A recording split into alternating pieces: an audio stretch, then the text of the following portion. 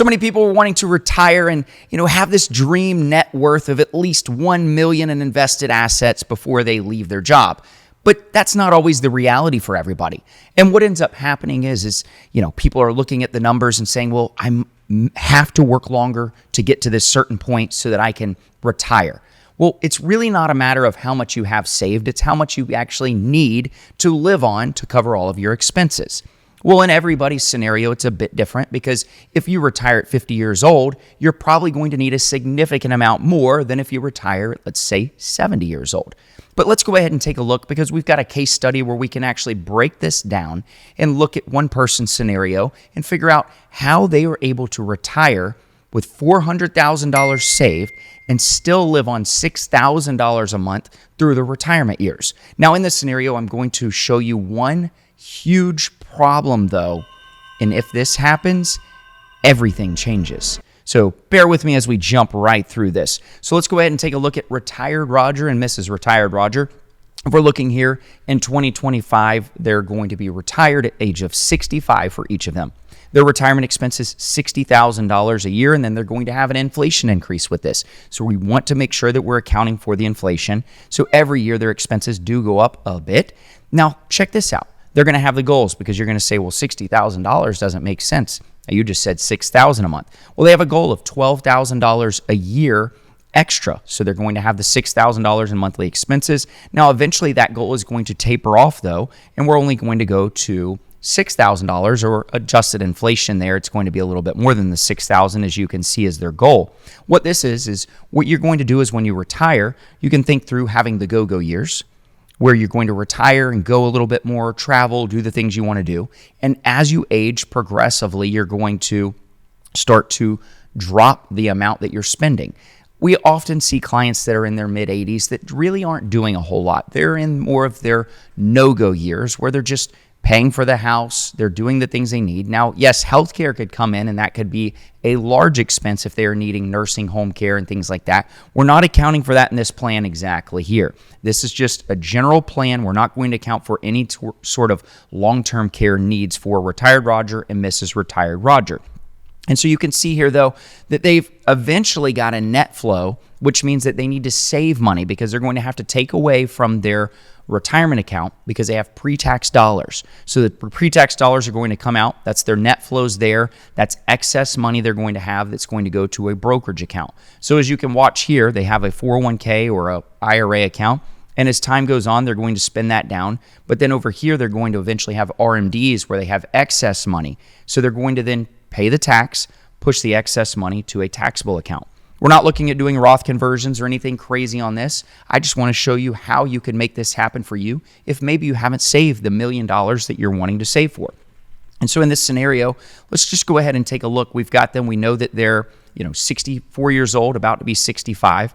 As far as their income goes, here's what they're going to have. They're going to be retiring here shortly. They don't have any savings that they're doing right this second because they're getting ready to retire. They've got $2,400 a month coming in on Social Security for each of them, starting at 67 or full retirement age for each of them. So they are going to have a nice amount of income coming in from Social Security. That's a big factor. If you have a really low Social Security, maybe this scenario is not going to work for you, but it will all depend on what that looks like for you. As far as their goals go, as I'd mentioned, they've got the monthly expense of $5,000 a month in retirement, but then they have the go-go years where we have this structured from 2024 until age 75. So that's going to go till the end of age 75. Retired Roger here, he's going to have a good little bit of money of extra $12,000 there. Then we're going to drop that down to $6,000 from 76 to 79 through 79. So at age 80, they're going to be in the no-go years and not spending as much. Oftentimes, we're seeing the people really wanting to enjoy the grandkids, do all these things. But then once you're in, the late 80s, look at maybe your family and kind of look at the scenarios there and see what it looks like for them. And, maybe you're lucky and fortunate enough to grab the mom and dad, if you're in this scenario here that's still living, and say, hey, what does it look like for you now? Have things went down or are things going up? And you can kind of factor that into your plan as well, because obviously it's going to be a lot of the same genetics, and hopefully things will work out the same for you, and hopefully that's a good situation that you're seeing there. And in the investment portfolio here, we've got $400,000 all pre-tax. Now, the way this is invested and the returns that we're projecting here is a 6.2% average return a 50-50 allocation, 50% stocks, 50% bonds. Now, this does need to be customized depending on your scenario here. But when we break all of this down, what we're looking at is a 94% probability of success, 354,265 remaining, so not a significant amount remaining. But remember, they're going to be getting $4,800 a month just from Social Security. And then as inflation goes up, their Social Security is also going to increase to hopefully keep up with that inflation there. So that's where a lot of their money is going to be coming from in the retirement years, and especially in those later years. Now, here's the one catch that I talked to you about, though, because we've got to factor this in, and this is what you have to think through when you're doing your financial planning. Because if you don't do this right and you don't factor this in, you could really derail a plan.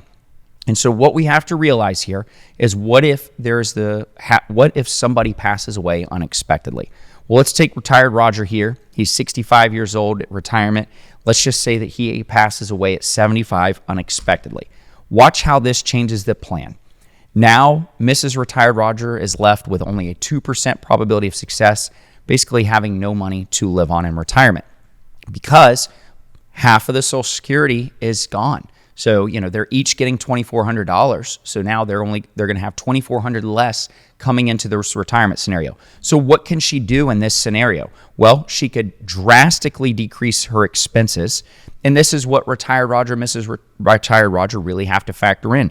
Maybe if she lives on, let's just say $3,000. I haven't tested this. So let's just take a look here.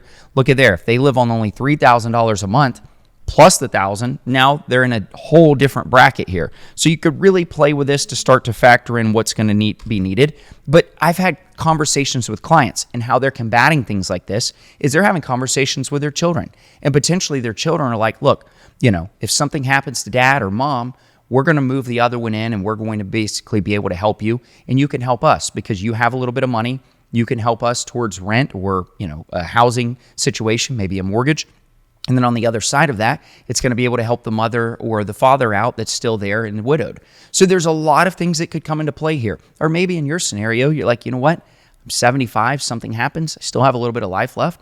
Maybe there's somebody else that comes along, a significant other. I don't know what you're planning for, but this is something that you have to think through and plan for when it comes to this. But this is just one snapshot, one scenario. I'd love for you to let me know in the comments. Maybe if you've got some scenario you want us to look at, we could possibly run a scenario for you too.